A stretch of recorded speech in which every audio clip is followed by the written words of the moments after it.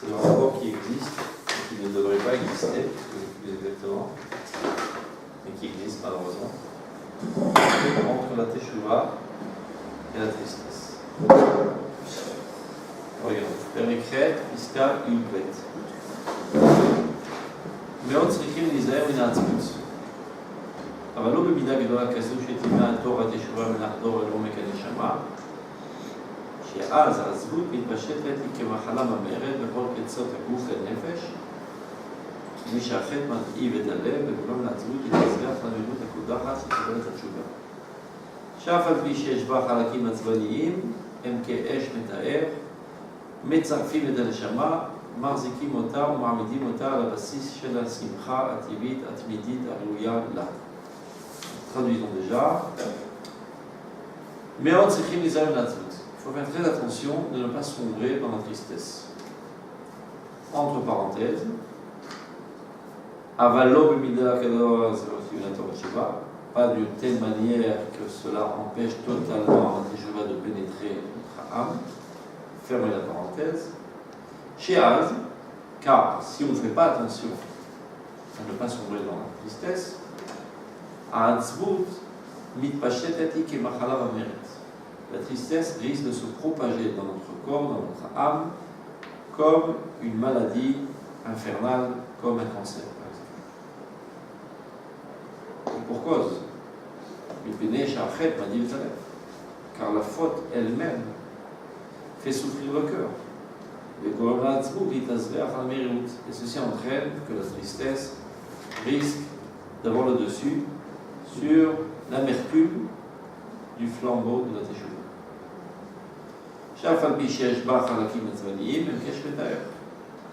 Dans ce flambeau, bien qu'il y ait quelques partiels de tristesse, mais il ne réalise qu'un feu purificateur. Metzarfim et Tanchama, qui vient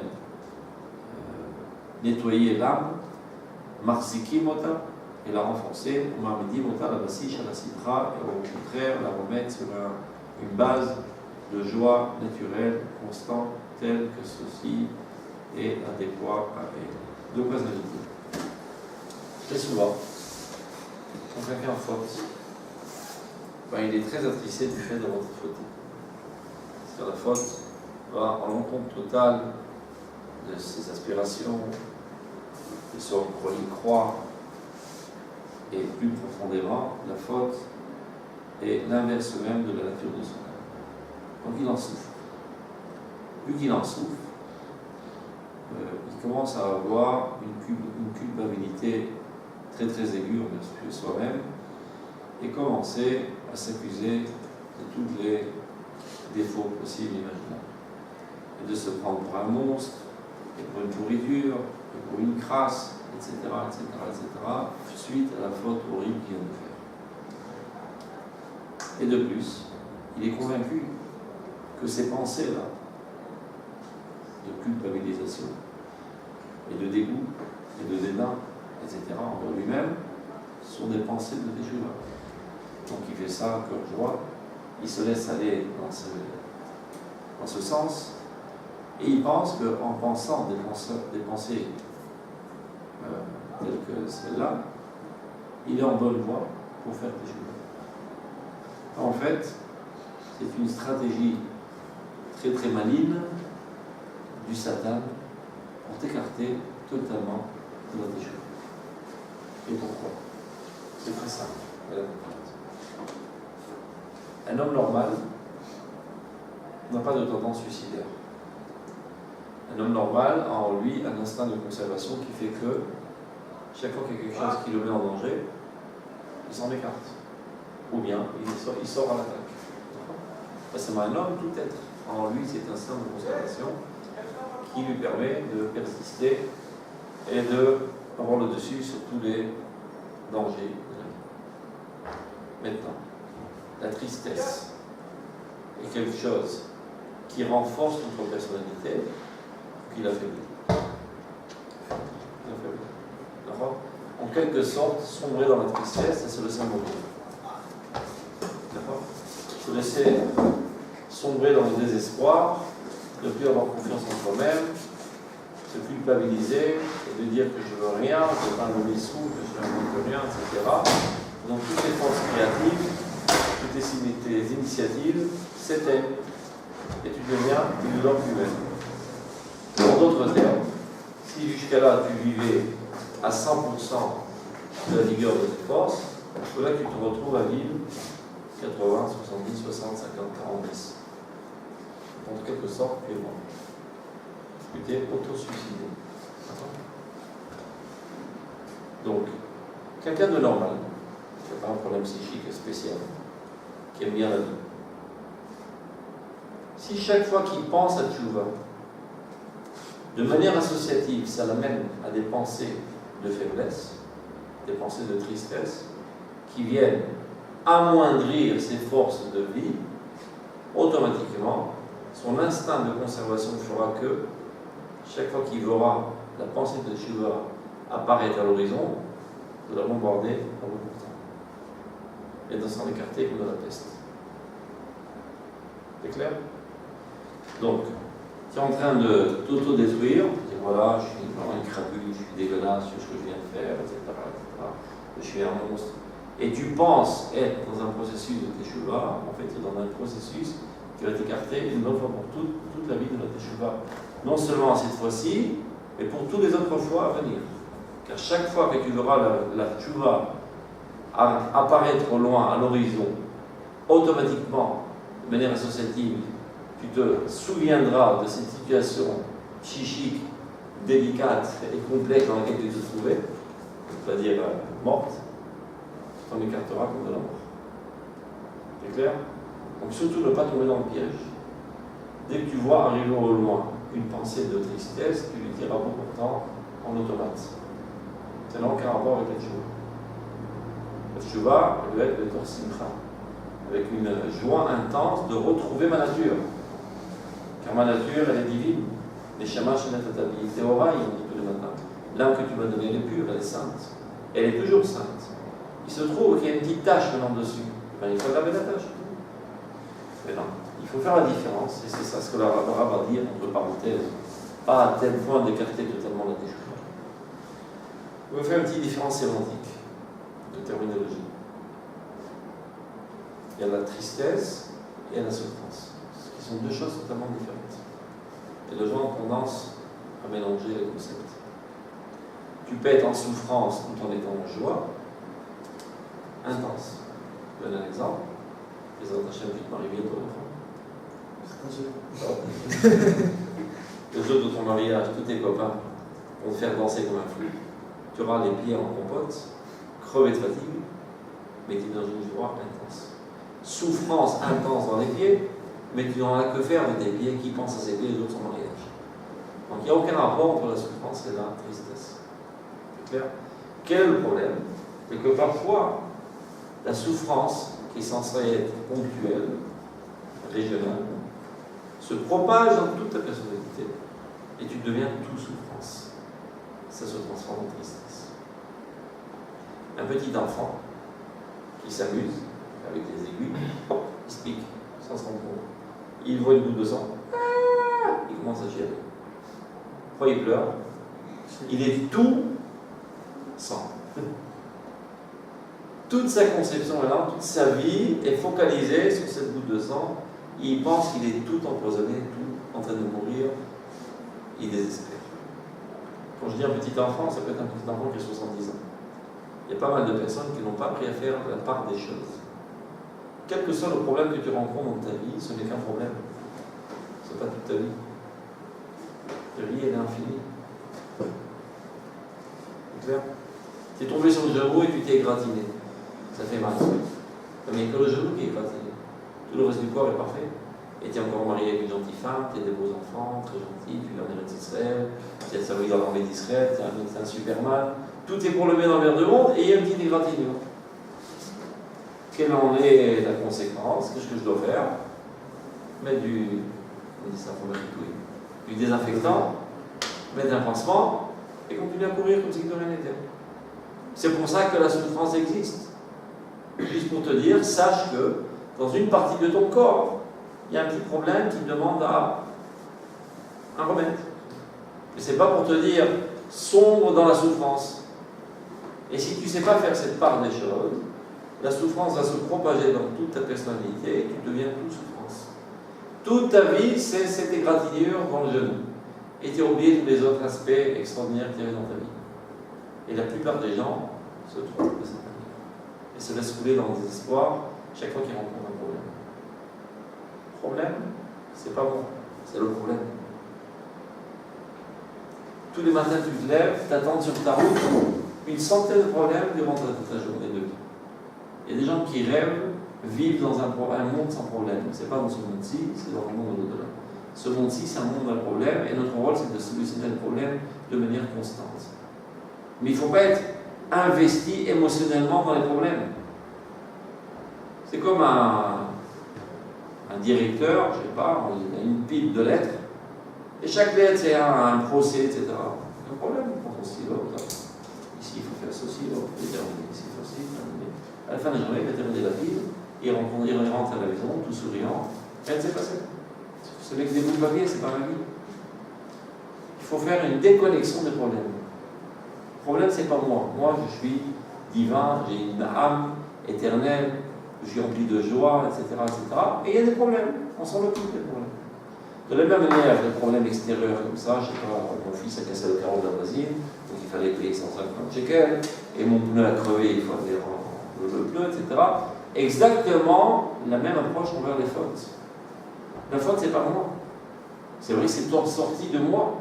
Mais moi, je ne suis pas une faute. Je ne suis pas une tâche. Je suis une âme pure, sainte et divine. Sur laquelle il y a une tâche. Donc même la faute la plus grave qu'il puisse avoir, ce n'est qu'une faute. Donc je dois prendre ça au sérieux. Ça fait mal. J'ai été écorché, j'ai été égratigné, j'ai été poignardé par cette faute. Mais du désinfectant et un pansement. Et je me relève de plus belle et je continue d'être actif, effectif, créatif, etc. Clair? C'est ce qu'il explique. Deuxième question, après on verra le rapport de les deux. Vous voulez revoir ça dans le texte? Non? Oui? Ah? Pas besoin, c'est ça. Super génial, super. Période d'Alep, Pisca. Ceci est pris du livre Rosh Hashanah pour le tout ça. Kodemet l'école Minetchuvot. On sait très bien que finalement, tout le peuple d'Israël fera tchouva. Nous on sait, c'est marqué dans la Torah. Veshavta et Hashem et le Pire. Tu reviendras de dit le Rambam, Mikal, Shifticha, Torah, Shekol Israël, Batidin, Hashem. La Torah nous a promis que finalement, tous les pays d'Israël feront tchouva. Et suite à cela, l'humanité entière. Mais comment ça va se passer? C'est curieux de savoir qu'est-ce qui va enclencher ce processus. Qu'un beau jour, tous les juifs, tous les gens finis, ils font attention, ils Shabbat, dans tous les plus petits détails de la race. Pas de manière générale, ils s'enthousiasment du patrimoine national spirituel de leur nation. On parle d'une approche très précise, très minutieuse de l'application de toute la halakha, et ceci aura lieu. Est-ce que ça veut venir par un coup de baguette magique, un bon matin, tous les vont se lever, tout ça, tu vois, ou bien il s'agit d'un processus. Donc, tu vas nous expliquer. Kodemet l'école minéa teshuvot, ce qui précédera toutes les teshuvot, toutes les motivations différentes qui entraîneront la teshuva du peuple d'Israël. Shen Baot Acharia, qui viendront après elle, il y a teshuva et Kvod Hashem. La teshuva pour remettre en place l'honneur de Dieu dans ce monde. On devrait expliquer ce que ça veut dire. Quoi qu'il en soit, pour l'instant, Dieu est bafoué dans ce monde. Personne ne le prend au sérieux. Les gens se comportent comme ils ont envie, comme si que Dieu n'existait pas. Ils font abstraction totale de la volonté de Dieu. Donc en quelque sorte, Dieu est bafoué, il est déshonoré, il est méprisé, il est dédaigné. Viendra un jour où le peuple d'Israël ressentira un profond besoin de remettre en place l'honneur de Dieu dans son monde. Que Dieu soit admiré par l'humanité. On va voir comment ça se fait. je lis vite ce qui est entre parenthèses. Afalpi shemitrachev haor musagim italim ad shaltochan shel kavod im kol robot samu mechachid et hashetev hagadol shel orot hateshuva shetem sit nikudam mikam mechorma umikavod vezeu yesod hateshuva shoro yigale bikvetan meshicha. Ceci est le fondement de la teshuva qui apparaîtra au temps messianique. Ceci, ça veut dire cette volonté de remettre au centre d'intérêt de l'humanité l'honneur de Dieu. Ce qu'il a dit entre parenthèses, je le dis vite fait, bien que, il dit, quand la lumière s'élargira, les concepts s'élèveront, à tel point que même Kavod, avec toute sa largesse, sera trop étroit pour recevoir en lui le courant énorme de la lumière de la Teshuvah, dont le plus petit des points est bien plus haut que toute sagesse, que tout Kavod. C'est-à-dire, on parle de Or à Teshuvah, on en a parlé à plusieurs reprises, c'est ce flux de divinité qui vient de la source divine de ce monde. Et ben, un des ustensiles qui est censé recevoir ce flux, c'est le Kavod. À un certain moment, cet ustensile sera trop étroit, il faudra aussi l'élargir, donc même le Kavod, ce ne sera pas suffisant pour la Teshuvah. Mais là, ce qu'on veut traiter, c'est d'affaire le Kavod. Donc il explique.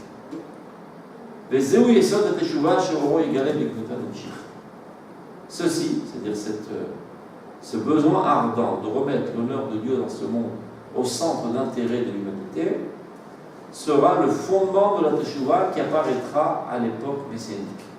C'est quand l'époque messianique? C'est quand l'époque messianique? Prochainement. Hein? Prochainement. Prochainement, ou ça a déjà eu lieu? Maintenant.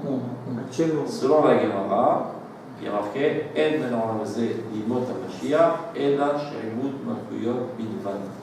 La différence essentielle qui existe entre ce monde-ci et les temps messianiques, c'est que le peuple d'Israël ne soit plus asservi aux autres peuples. Dès que le peuple d'Israël arrivera à son indépendance nationale, la frontière est tracée, la limite est tracée de la fin de l'exil et le début des temps messianiques. C'est-à-dire qu'on en est déjà au Mashiach, on est rentré dans l'ère messianique qui sera couronnée finalement par un bonhomme en chair et en os de la descendance de David Améler qui sera roi d'Israël et qui amènera le peuple d'Israël à la connaissance parfaite de Dieu et qui fera des guerres pour anéantir toutes les tyrannies de ce monde et mettre de l'ordre dans ce monde, évidemment à l'aide des soldats d'Israël parce qu'ils ne peuvent pas faire la guerre tout seul. Comme tout chef d'état-major ne va pas au combat avec sa petite mitraillette, il ne fait que gérer les autres soldats. Donc l'armée d'Israël aujourd'hui est là, n'est pas avant-coureur, on va dire, de l'armée du Mashiach. Donc dit le Rav Kook que ce fondement-là sera la lumière essentielle de la Teshuvah à l'époque messianique, c'est-à-dire à notre époque. Qu'est-ce que ça veut dire d'avoir avant tout remettre en place l'honneur de Dieu? Qu'est-ce que ça veut dire? Quand est-ce que Dieu est bafoué? Bien, si on voit dans le chapitre 36 de Ézéchiel, pour le français. D'abord, on raconte que les Juifs habitaient en Eretz Israël, mais ils ont fauté. Ils ont fait de l'idolâtrie, de l'inceste, du meurtre, etc. Donc Dieu n'avait pas le choix pour les guérir que de les envoyer en exil. Étant en exil, dispersés aux quatre coins du monde, ça va leur faire prendre des prises de conscience, c'est une souffrance pendant 2000 ans, d'expulsion, d'extermination, etc. Ça va remettre les esprits à leur place. Top, mais après que Dieu ait expulsé les Juifs d'Eretz Israël, il est langui. Comme tout papa, qui des fois est obligé d'être dur avec son fils pour le corriger. Il donne une punition très dure, et après, il rentre dans la chambre, il pleure, parce qu'il aime son fils. Et supposons que le fils a fait une grosse gaffe, on peut avoir expulsé de la maison pendant une semaine pour comprendre comment on se comporte ici. C'est le papa qui pleure. Et après, il va courir derrière lui, voir s'il va bien, s'il n'y a pas un loup qui veut le manger dans la forêt, etc. Et essayer de le sauver, etc., etc. Donc de la même manière, Dieu agit.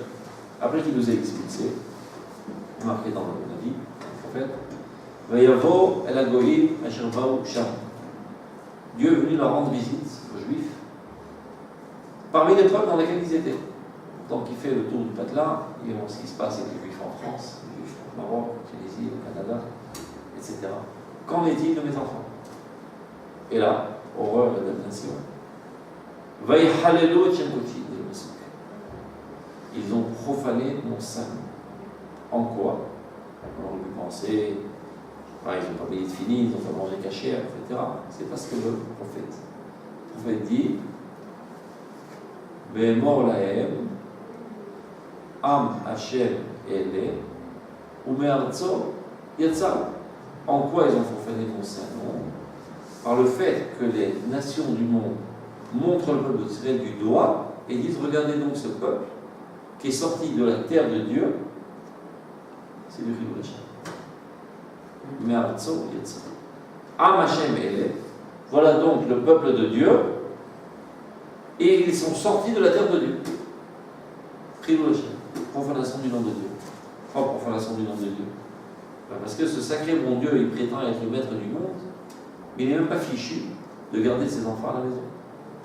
Imagine que demain il y a des élections, quelqu'un prétend être Premier ministre, il veut qu'on l'élit, qu'on vote pour lui, on fait une petite enquête, ses enfants tournent dans les poubelles des ruelles, il n'est pas fichu de les garder à la maison. Tu veux gérer la nation, tu n'es même pas fichu de gérer ta maison, ta famille. Tu prétends être le maître du monde, tu n'es même pas fichu de gérer ton enfant préféré, le peuple élu. Ils sont éparpillés aux quatre coins du monde, en plus tu es impuissant. On les assassine, tu fais rien. On les rentre au gaz à Auschwitz, tu fais rien. En d'autres termes, tu n'existes pas. Donc le fait même que les Juifs soient dispersés aux quatre coins du monde, c'est du Chilul Hashem. Profanation du nom de Dieu. Dit le prophète, je termine. Dieu dit, j'ai eu pitié de mon saint nom que les Juifs ont profané. Donc, je dois faire du Kiddush Hashem. Mais Kiddush et Chimé, je sanctifierai mon grand nom. Comment je le fais?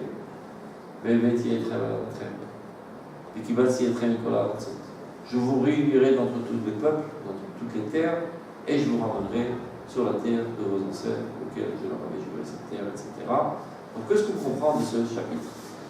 Que quand l'image de marque d'Israël est à plat, quand le peuple d'Israël est dédaigné par les nations du monde, Chilul Hashem. C'est un déshonneur pour Dieu. Quand l'image de marque du peuple d'Israël monte, c'est un honneur pour Dieu. Chilul Hashem. Vous voulez dire? Oui, je suis d'accord avec vous quand on dit que quelqu'un qui vient en Sarès ou qui sort, c'est Chilul Hashem, ça ne confirme pas la prophétie de la Baruch.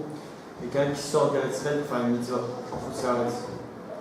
Comment ça. Là, on ne parle pas de l'échelle individuelle, est-ce qu'on va sortir, on va sortir. Le fait même que l'exil en tant qu'exil, C'est collectif. que tout le peuple d'Israël se retrouve dispersé aux quatre coins du monde, c'est un Chilul Hashem. Parce que du coup, c'est une question d'halakha pure. Est-ce qu'on a le droit provisoirement de sortir d'Eretz Israël? Non. Si ce n'est pour trois raisons. Donc, il y a dans l'halakha. Étudier la Torah. Quand il n'y a pas de Torah du tout d'Eretz Israël, ce n'est pas le cas aujourd'hui. Se marier quand il n'y a pas une seule fille en Israël, quand il n'y a pas une blonde aux yeux bleus, pas du tout. Ou par la ça, il n'y a pas de quoi manger. C'est pas qu'ici tu gagnes 2 millions et en France tu peux gagner 5 millions. Il n'y a pas de quoi manger. Et alors c'est permis de sortir provisoirement. Tu vas à Paris, tu apportes une fille et tu la ramènes à Israël. Tu vas à Paris, supposons qu'à Paris c'est un centre de Torah, pour les exemples, tu vas là-bas étudier la Torah et tu reviens ici. C'est-à-dire? Ou bien tu vas à Paris gagner de l'argent, à l'époque, c'est en train de s'écrouler aussi du point de vue financier, économique, pour faire de l'argent et revenir. Mais si c'est pour permettre de faire une mitzvah. Pas toutes les mitzvahs, que c'est 3 mitzvahs. Par exemple, Laurent Boschko, il vient en France pour nous permettre à tous de venir. Ça, c'est les manières d'Israël. C'est pour apporter les Juifs sur la terre. Ça, c'est une mitzvah. Et on a le droit de repartir dans un petit moment. Pour partir, on repart de manière générale. Y aller, quoi. De manière générale, repartir, c'est revenir vers une origine. Non, mais quand vous parlez de ça. Si déjà tu veux être précis, tu veux dire descendre. Non, mais c'est pas ça que je veux dire. C'est que quand vous dites partir pour la vie ou juste pour faire. Provisoirement. Ah, mais les 3 mitzvot, elles sont que provisoirement? Non, que. C'est-à-dire que je peux pas partir pour les vacances avec deux bras. Non. C'est pas ce qui compte, les beaux endroits touristiques en Eretz Israël. Je parle pas de ça, mais moi c'est pour rentrer avec notre famille, tout ça. Le mieux, si tu aimes ta famille, je suppose que si tu aimes ta famille, je suppose que oui. Donc tu te soucies énormément de leur avenir, sachant qu'il n'y a aucun avenir en exil, qui sont tous voués à l'extermination spirituelle ou corporelle, c'est un fait. Donc tu fais de tout pour les emmener en Israël. Et comment tu le fais? En leur disant de manière la plus claire, c'est fini, je ne bouge plus d'Eretz Israël. Comment ça, tu bouges plus d'Eretz Israël? On va te l'en dire. Qui même me suivent, ils vont venir. Je peux te parler en connaissance de cause. Quand je suis monté en Eretz Israël, j'avais 18 ans. Je leur ai fait ce cirque, et ça a marché. Ils sont tous en Eretz Israël. Mais tant que tu reviens les voir, ils se disent, il va encore crever Jupon, de temps en temps il a des folies, il va en Israël, il est là. Voilà, il y a son lit, il y a son nounours, il y a sa bouteille, il y a sa sucette, il est encore là. D'accord? S'il comprend que tu as coupé tous les ponts, voilà, c'est sérieux. Ils espèrent toujours, surtout les parents un petit peu paradis sur les bords, que cette folie va lui passer de la tête et qu'il va finalement retourner à son endroit normal. Non, l'endroit normal c'est Israël, c'est vous qui êtes à l'endroit. Donc, comme tu aimes tes parents, je suppose, et tes frères, et tes petites sœurs, et tes parents qui disparaissent de la surface de la terre, parce que c'est statistiquement, il y a 80% d'assignation. Donc, c'est pareil avec une goya, c'est-à-dire que tes petits neveux sont goy, en d'autres termes sont morts, déconnectés de la chaîne historique d'Israël. Donc, tu dois faire de tout pour les amener. La meilleure des choses, c'est de leur dire c'est fini. Je chante à Israël pour l'éternité. Alors, ils vont venir te voir pour les vacances, ils vont venir pour Hanouka, ils vont venir pour Pessah, etc. À force de s'habituer à venir, ils viendront. Et tu auras le srout d'être le premier pionnier, le premier pur en Israël, qui amènera tout à fait. Et tu auras sauvé des milliards de juifs. C'est pas moi, tu auras sauvé des milliards de juifs. Parce que c'est pas seulement ta famille, c'est toute ta descendance pour l'éternité de ta famille.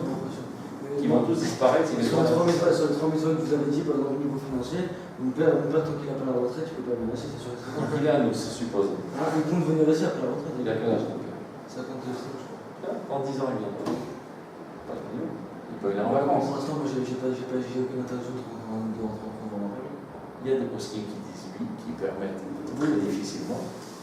Et il y en a qui disent non. Donc, comme toutes les marlocotes, tu choisis ce que tu veux faire. Je choisis, c'est moi qui décide. Supposons que tu es amoureux fou de ta femme, c'est-à-dire dans une vie conjugale normale, et que tu as envie de temps en temps de t'aérer, d'aller faire une petite promenade avec la femme d'en face, la voisine d'en face. C'est permis ou c'est pas permis? Si tu commences à te poser la question, ça prouve que tu as un problème de conjugalité avec ta femme. Si tu te sens bien en Israël, d'avoir retrouvé Dieu, tu ne te poses même pas la question d'aller le tromper avec une autre femme en France. Même si dans la maison de cette femme, malheureusement, tes parents habitent là-bas pour l'instant. Et tu ne lâcheras jamais ta femme. Après, si tu as trouvé un procès qui te permet, parce que c'est pour faire que tes parents sont emprisonnés chez la voisine, tu chercheras des solutions. Le mieux, c'est de faire de tout pour les amener ici, si tu les aimes. Donc, c'est avant de se poser la question pratique, de se poser la question où j'en suis dans ma liaison profonde avec Eretz Israël. Si j'ai encore envie d'aller voir la Tour Eiffel, ça prouve que je ne suis pas encore ancré en Eretz Israël. Pas grave. Donc, 100 000 francs, ça va revenir. Ensuite, on tire en mode. Très bien. Ce que je dis, ce n'est pas une invention, c'est marqué noir sur blanc dans mon voiture. Comment tu peux examiner ton attache profonde en Israël? C'est par la sensation de dégoût que tu ressens en étant exil, de repos que tu ressens. Si quand, malheureusement, tu es obligé d'arriver en France, tu sens que tu t'engouffres dans l'enfer quand tu atterris à Orly, ta situation est bonne. Mais si super, j'ai l'anguille, la Tour Eiffel, le Lyon, extraordinaire. Sache que tu n'es pas bien encore avec tous les fibres de ton âme à Eretz Israël. Tu dois ressentir une angoisse profonde, comme on dit en anglais, de race. Ceux qui comprennent en compris peuvent tomber pour eux les attentes. Il restera pour le pays, mais pas pour la famille. Pareil, tu dis malheureusement, je suis obligé de venir voir ma famille dans cet enfer. Et pas, ça me rappelle des souvenirs d'enfance, j'ai la nostalgie de la synagogue, etc. Aucune nostalgie. C'est comme si quelqu'un il était très malade, on l'a envoyé à l'hôpital des lépreux. Et bien, on va jamais la guérir.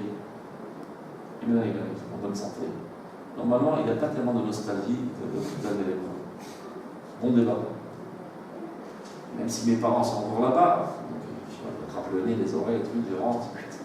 Je vais juste sur mes parents, je bouge ni à gauche ni à droite. Une infusion de parents pendant 24 heures sur 24, et je me bats pour leur occasion dans la terre de la vie. Ça, c'est l'approche normale. Après, ceux qui se cherchent des prétextes, ils se cherchent des pseudo-permissions ilradiques, c'est parce qu'ils ont un problème de foi. C'est-à-dire pour les parents, d'où c'est sorti cette invention qui est permis d'aller en exil pour voir ses parents.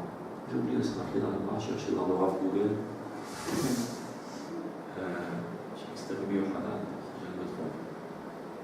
Il demande à son rabbin, il dit regarde, il y a ma mère qui vient me rendre visite dans les Israël, elle habite en Constavetz. Elle est en route. Et j'ai le droit d'aller à son rencontre. C'est-à-dire sortir de la frontière de l'Israël, je ne sais pas, 1 kilomètre, pour aller à sa rencontre. Que vois demain, le respect de ma mère. Il ne répond pas. Pose une deuxième fois, il ne répond pas. Comment dire en Marseille, il ne le calcule pas. Il ne le compte pas. Troisième fois, quatrième fois, il insiste. Il lui dit avec mépris et dédain, il traite cette à la tête, tu as tellement envie de sortir, non, vas-y, va revenir. C'est ça ce qu'il lui a dit dans le bar. De là, on est arrivé à dire qu'il est permis de sortir en salle pour les concerts. Il faut savoir entendre la musique qui se cache derrière les mots. Et la musique, c'est l'intonation, elle est plus importante que les mots. Je donne un exemple. Une fois, il y a un enfant qui a quitté avec colère ses parents, il claque la porte, j'ai plus besoin de vous, il s'en va. Il s'en va, il va habiter, je ne sais pas, New York, il va trop manger. Il va trop manger, les trucs, il commence à boire de la dame, etc. Il a pas un demi-sou, etc. Et il ne sait même pas écrire, tellement il est idiot, parce que c'est un cancre. Donc il va chez quelqu'un, je t'en supplie, envoie un télégramme à mes parents. Bon, dis-leur que j'ai faim. Et ça coûte de l'argent, les télégrammes. Vous savez, chaque lettre, vous ne savez pas ce qu'est un télégramme, vous avez grandi avec les iPhones, les téléphones. À l'époque, ils envoyaient des télégrammes, avec du morse. Chaque lettre, tu payes, je ne sais pas, un shekel, comme ça, qui fait minimum de lettres. Donc il lui dit Abba, qu'est-ce que c'est Papa, l'argent. Top, il envoie le télégramme. Et le père, là aussi, c'est un analphabète, il ne sait pas lire. Alors il donne au voisin à lire. Il dit, il fait Papa, l'argent. Alors, quel audacieux celui-là. Non seulement il est parti, en plus il demande l'argent comme ça, de cette manière insolente, qu'il aille au diable. Il n'aura pas d'argent. Donc il attend un mois, 2 mois, il crève de faim. Il envoie un autre télégramme. Il écrit la même chose, pas d'argent. Il ne sait pas lire. Le papa, il donne au voisin. Et l'autre voisin n'est pas là, l'autre voisin en face. L'autre il dit, Papa, l'argent.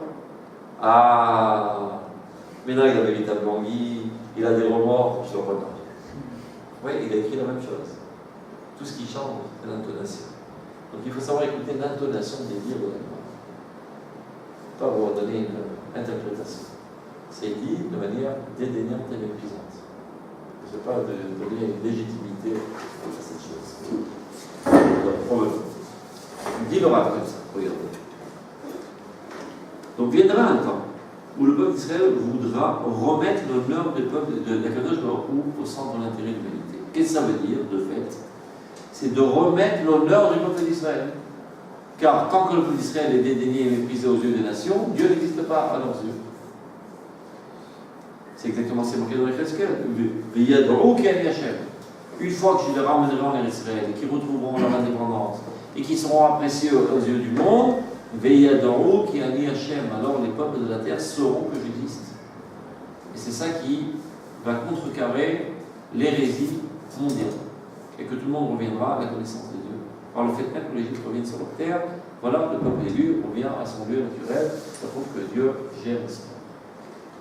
On dit le Rav, à l'époque messianique, c'est exactement le premier maillon de la chaîne de la Teshuvah, qui c'est ça qui va tout enclencher.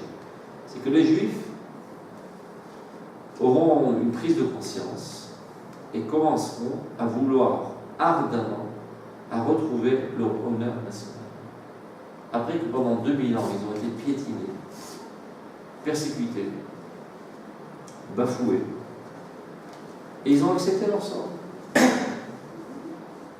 Voilà que viendra un jour où ils diront non, ça suffit.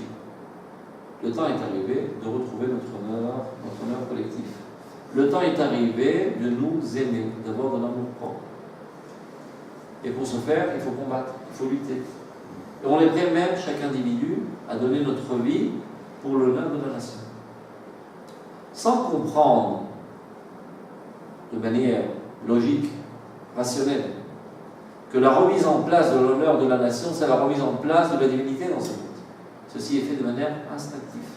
Ça vient du plus profond de l'âme d'Israël, ceci répercute dans les consciences des Juifs, qui fait que les Juifs qui sont éparpillés aux quatre coins du monde arrivent à une volonté ardente de retrouver leur honneur national et de se regrouper sur leur terre ancestrale. Ce mouvement, cette conception, c'est le premier maillon qui va enclencher la tchouva de Klal Israël. Zéu yesod ateshuva sheoro yigale beigmeta de. Ceci sera le fondement de la tchouva qui apparaîtra à l'époque messianique.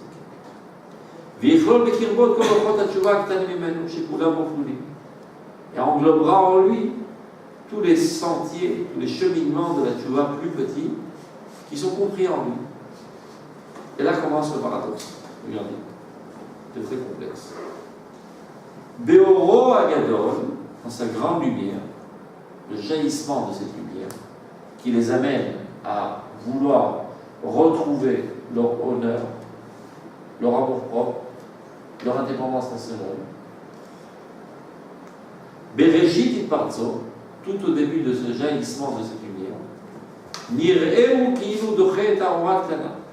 On a comme l'impression qu'il repousse les petites lumières. Qu'est-ce que ça veut dire que la grande lumière repousse les petites lumières? Vous comprenez que si on marche dans l'obscurité totale, c'est tout à fait légitime de se balader avec des petites bougies pour éclairer notre chemin. Mais si on marche à midi tapant, le soleil sur la tête, il y a quelqu'un qui viendrait à l'idée de se balader avec une bougie, ça paraît superflu. Et ça paraît même énervant de voir des gens qui se baladent avec des bougies quand le soleil tape sur la tête, à midi.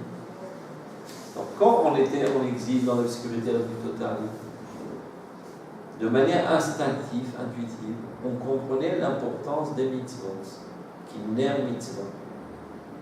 Chaque mitzvah, c'est une bougie qui éclaire notre horizon.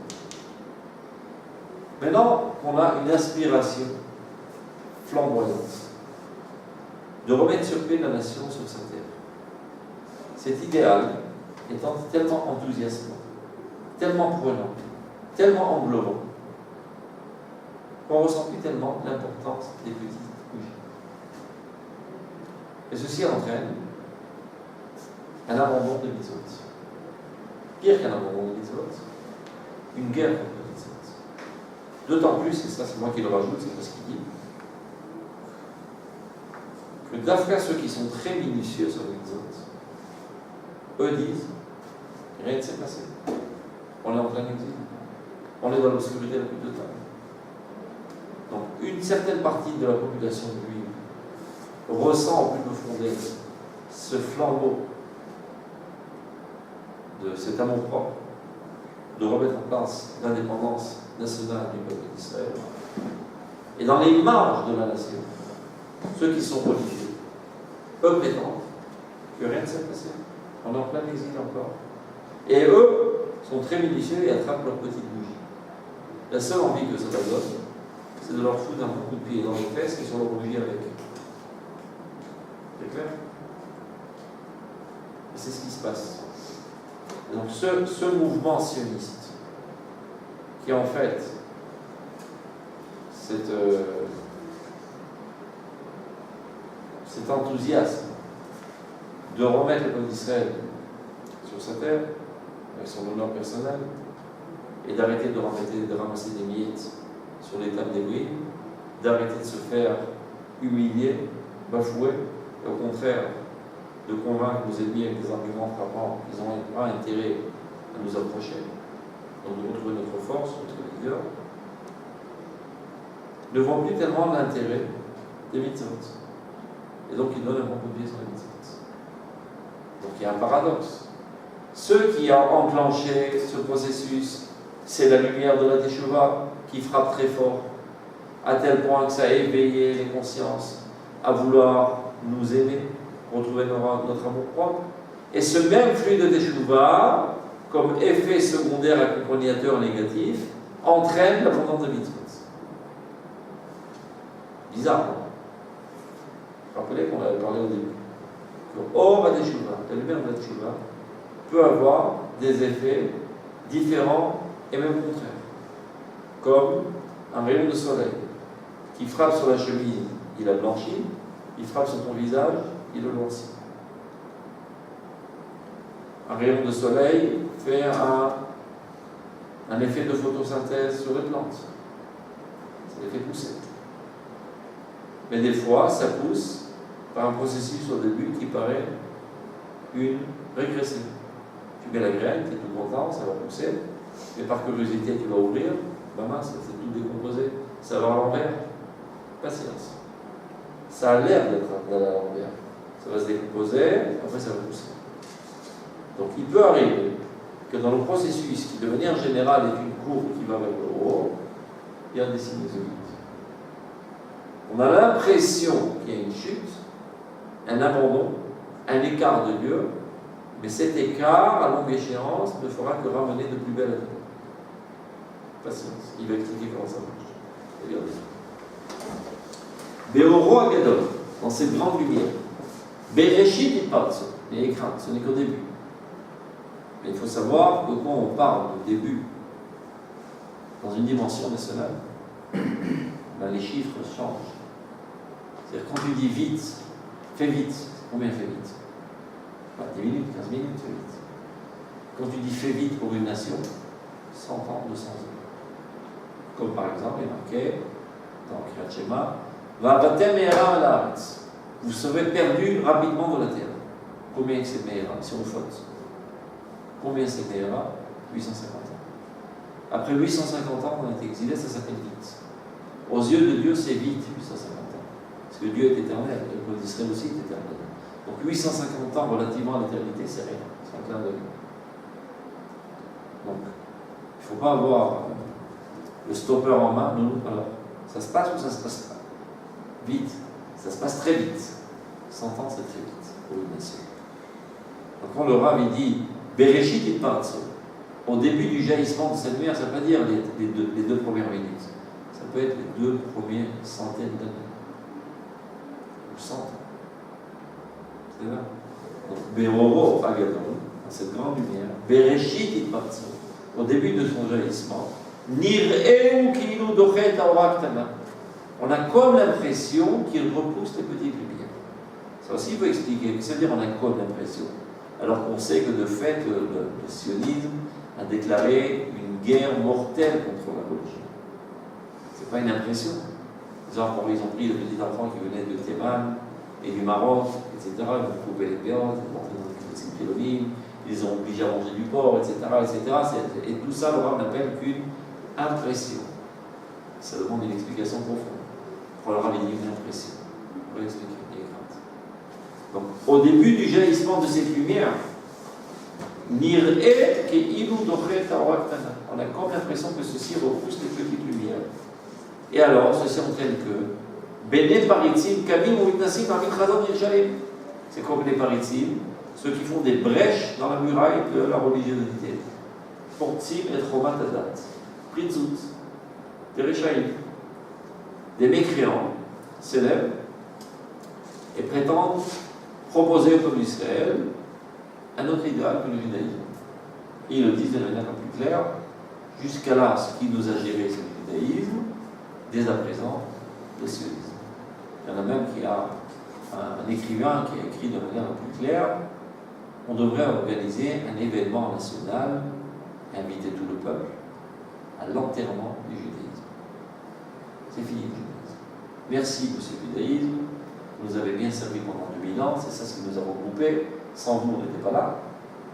Et ça, il en est conscient, et il est même Mekir Toda, reconnaissant envers le judaïsme. C'était bien, c'était une frontière virtuelle, parce qu'on n'avait pas de frontière. Maintenant qu'on a atterri sur un terrain réel, plus besoin de judaïsme, comme toutes les autres nations, ce qui va nous unir, c'est la terre. Terre, la civilisation, etc., la langue, plus besoin de judaïsme. Donc, s'élève des mécréants et propose un autre idéal. Et les chavis, évidemment, ça ne tient pas la route. Parce que n'oublions pas que le sionisme n'est que le fruit du judaïsme. Ça fait 2000 ans que la Torah, Chachamim, nous inculque dans le crâne le retour à Tzion, à tout événement, qui tu te maries, tu casses un verre, et tu pleures la destruction de Jérusalem, qui Shabbat, tu pleures pendant toute la journée, et à chaque maison, Amman, Lama, n'oublie pas Jérusalem. Donc la Torah, Chachamim, les Tfilot, tout le temps a inculqué dans notre conscience le retour à Tzion, et voilà que cette fleur a poussé. La fleur qui est le sionisme n'a poussé que de la racine du judaïsme. Donc vient des gens audacieux, arrache la fleur du pot, et dit voilà, ouais, ça tient. Elle continue d'exister sans la racine. Patience, elle va se faner, elle va mourir. Ça ne tient pas la route. Sionisme sans judaïsme, ça va tenir la route. Ce n'est que le fruit du judaïsme. Donc Mirchavi. Cette conception est à carence. On dit à carence. Stérile. Voilà.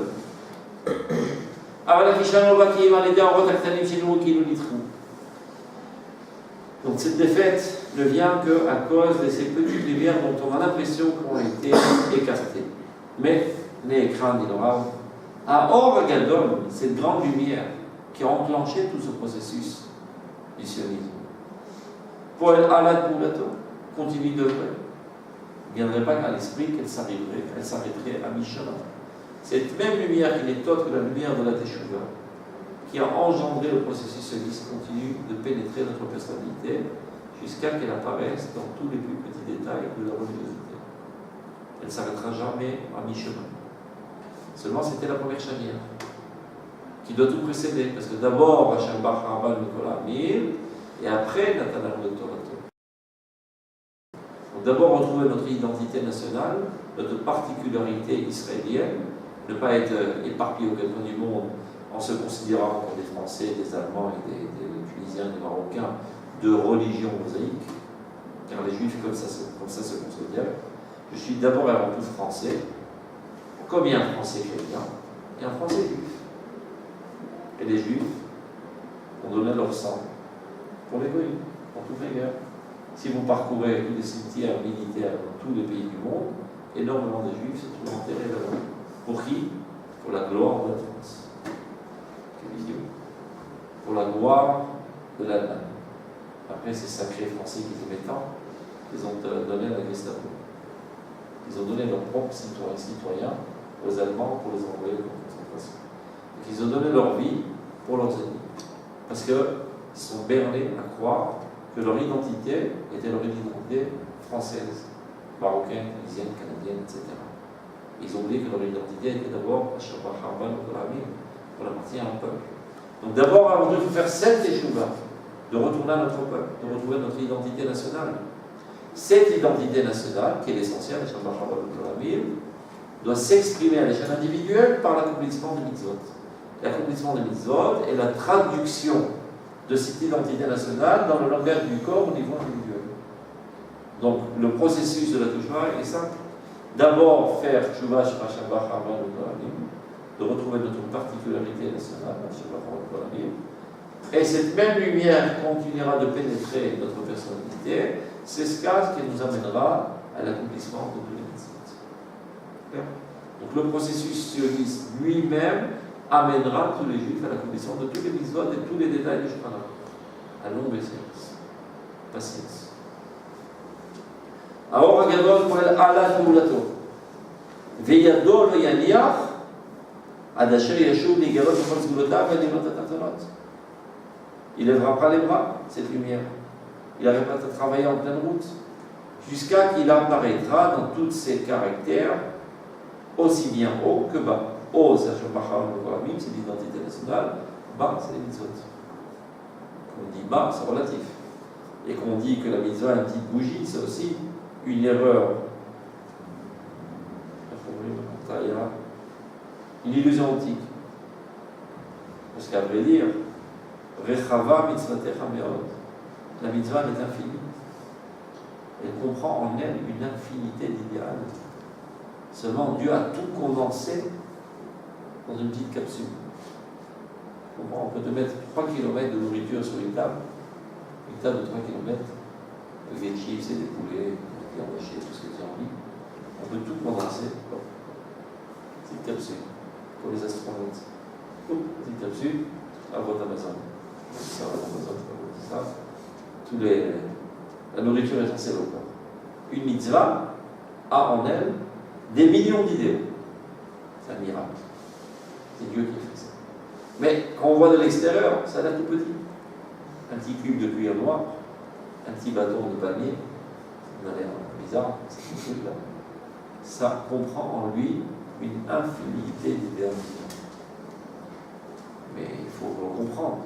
Tant que tu ne le comprends pas, quand tu mets sur la balance, d'un côté, réédifier la nation sur sa terre, lui redonner son indépendance, et que les juifs arrêtent d'être des petits juifs et des saints juifs, devenir une nation forte, etc. Et de l'autre côté de la balance, une perte de téphilin. Ça ne pèse pas le poids. Ça paraît ridicule. C'est une erreur, mais ça paraît ridicule. Donc, première réaction, mettons de côté ces idées aussi, occupons-nous de l'essentiel. Et l'empereur leur avait dit Nirou kilomètres. On a l'impression. Parce qu'il s'avère que voilà 2000 ans que les Juifs appliquent les mitzvot. Mais la plupart du temps, les appliquent de manière machinale, sans comprendre. Que demande à ta grand-mère? C'est agrippé au mitzvot, au milanim, de manière féroce. Et si tu essaies de bouger un demi-millimètre d'un minag, écoute la tête. D'accord? Et tu crois qu'elle comprend pourquoi? Non. Instinctif. D'où vient cet instinct? Ben, Dieu se soucie de son peuple. Il ne veut pas qu'il disparaisse. En exil, on est éparpillé à l'autre bout du monde. Ceux qui s'agripperont au mitzvot resteront parmi nous. Les autres disparaîtront. C'est un fait. Que nous tous aujourd'hui, nous sommes les descendants des Juifs qui se sont agrippés au mitzvot. Les autres ont disparu depuis bien longtemps. Ce n'est pas seulement les pogroms qui ont décimé le peuple d'Israël, c'est essentiellement l'assimilation. Ça veut pas dire que tous ont fait de mitzvot. Il y en a qui ont fait 80%, d'autres 10%, d'autres 1%. Et des Juifs qui venaient une fois par an à la synagogue, à Yom Kippour. Et même d'autres qui n'avaient même pas toute la journée à Yom Kippour. Ils voulaient seulement faire 4 lignes, 10 minutes, en dernière seconde, les 4 lignes de la Neila. Mais malgré tout, ils ressentaient par cela leur attache au peuple d'Israël. Leurs enfants sont restés dans le peuple d'Israël. Donc Dieu a gravé en nous cet instinct de conservation. En s'agrippant en mitzvot, on s'agrippe à la nation et notre descendance restera dans le peuple d'Israël. Donc vous savez qu'il y a plus d'instinct chez les animaux que chez les hommes. Plus il y a de l'intellectualisme, moins il y a d'instinct. On peut là s'asseoir, bien rigoler, parler, discuter maintenant. Et tout d'un coup, il y a un volcan qui explose et la lame nous écrase tous. Aux animaux, ça n'arrivera pas. 2 jours avant, ils se sont parus. Ils ont ressenti qu'il y a un danger imminent. Instinctivement, ils sont partis. Les animaux ont plus d'instinct que les hommes. C'est pas grave, l'homme a un cervelle. Et comme il a un cervelle, l'intellectualise, il peut, grâce à l'aide de la science, développer toutes sortes de machines qui peuvent aussi nous mettre au courant de ce qui risque d'arriver, etc. Mais quoi qu'il en soit, l'intellectualisme vient au détriment de l'instinct. Donc, voilà ce qui se passe. Environ une centaine d'années, il y a une explosion de l'intellectualisme dans le monde entier. Les gens deviennent de plus en plus remplis de connaissances, de sciences, etc. Et que bon, si on parle de ta grand-mère, quelle classe elle est arrivée de grand-mère? Quelle classe? C'est une deuxième. Hein? C'est quel pays elle est de grand-mère? Maroc. Alors, demande-lui si elle est arrivée au CM2, et pour elle, elle était un génie. CM2, ils appelaient ça à l'époque le certificat d'études. On a terminé des études. Je me rappelle toujours ma mère qui me parlait pendant les bras. Notre certificat d'études, il était mieux que votre bac. C'est vrai qu'ils étudiaient pas mal de choses, à la morale, à l'Élysée, etc. Celle qui arrivait au certificat d'études, c'est un génie. T'as non? Le bac, ouais. Même plus. Ah oui. Plus. Et toi? Si tu ne fais pas au moins un bac plus 8, tu es un D'accord? Tu vois qu'en l'espace de 50 ans, comment explosons l'intellectualisme. Et encore, elle est sympa, ta grand-mère. Parce que ton arrière-grand-mère, elle ne sait même pas de quoi ça a l'air une école. Elle était à la cuisine, et c'est tout. Elle n'a jamais vu l'école de sa vie. Elle ne savait pas lire, elle ne savait pas écrire, rien du tout. Et ta grand-mère, ton arrière-grand-mère, c'est pas il y a 2000 ans. Il y a 80 ans. En 80 ans, regarde l'explosion de l'intellectualisme. Et c'est comme ça dans l'humanité entière, et dans le peuple d'Israël aussi. Donc plus l'intellectualisme va en se développant, plus l'instinct disparaît. Donc qu'est-ce qui s'appelle l'époque de transition? Qu'est-ce que fait cette époque de transition? Il n'y a plus l'instinct pour gérer notre vie. Il n'y a pas encore assez d'intellectualisme pour gérer notre vie. On est en danger. Il n'y a plus rien qui gère. Donc, jusqu'à il y a 100 ans, l'instinct a géré la survie du peuple d'Israël, et c'est comme ça que les gens se sont agrippés au mitzvot, et c'est ça ce qui leur a permis de rester dans le peuple d'Israël.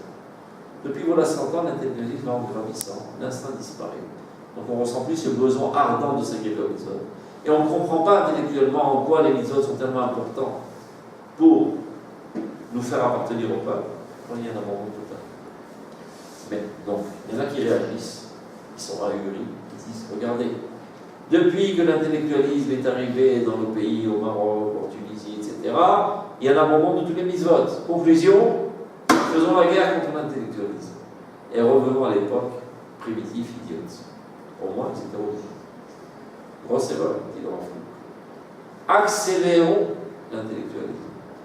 Car quand il arrivera à son summum, ce sera un outil assez sophistiqué pour comprendre la grandeur de mitzvot.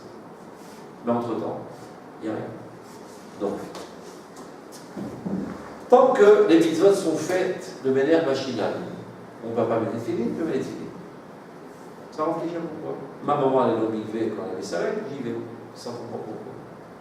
Ma maman, elle apporte un poulet, elle égorge, elle le met dans le sel, dans l'eau, et c'est pas de question. Ça marche, ça roule, c'est super.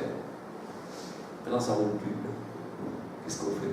Tu peux leur dire, ah, retourne en arrière, retourne vers ton instinct. J'ai peu, c'est pas cet instinct, j'ai pas ça dans les entrailles. Ça ne sort pas. Mais alors, tu ne comprends pas? Non, je ne comprends pas. Il faut expliquer. Mais je ne sais pas comment expliquer. Parce que le rabbin non plus lui-même ne sait pas expliquer, parce qu'il n'a pas utilisé les imitations. Les profondeurs de la. Et le peuple encore moins. Donc on est en mauvaise position. Quand naîtra un petit enfant qui n'aura jamais vu son père le médecin, il n'a jamais vu son grand-père le médecin, il ne sait pas de quoi on est là-dessus. Si un jour il reviendra dans notre vie, c'est certainement pas de manière machinale, parce qu'il n'a pas vu son père, il n'a pas vu sa grand-mère, ça ne s'attend pas, ni son grand-père. Quand il reviendra au fini, c'est par la compréhension profonde des films. Donc, à longue échéance, cette époque de transition, d'écart des films, a aidé ou a esquinté. Donc, on a l'impression que c'est un abandon de mitzvot. En fait, c'est une construction de mitzvot. Pour terminer, parce qu'ils attendent de l'autre, je suppose, vous savez, dans l'Ilchot Shabbat, on a un clan. Kol hamekalkelim peturim. Tout celui qui détruit, il n'y a pas de tout. C'est interdit de déchirer Shabbat. C'est interdit de casser Shabbat. S'il se prend une hache, je casse cette chambre. Pas tout. Parce que je l'esquinte. Mais si je prends une hache et je casse cette chambre pour pouvoir mieux construire, Hayat. As-soter al-malak libnot Hayat. Celui qui détruit dans l'intention de mieux construire, parce que sans ça je ne peux pas construire, il faut mettre des fondations plus solides, Hayat. Qu'est-ce que ça va sous-entendre? Que tu as l'impression que c'est une destruction, mais à vrai dire c'est une construction. Pour permettre une grande construction, je suis obligé de détruire pour mettre des meilleures fondations.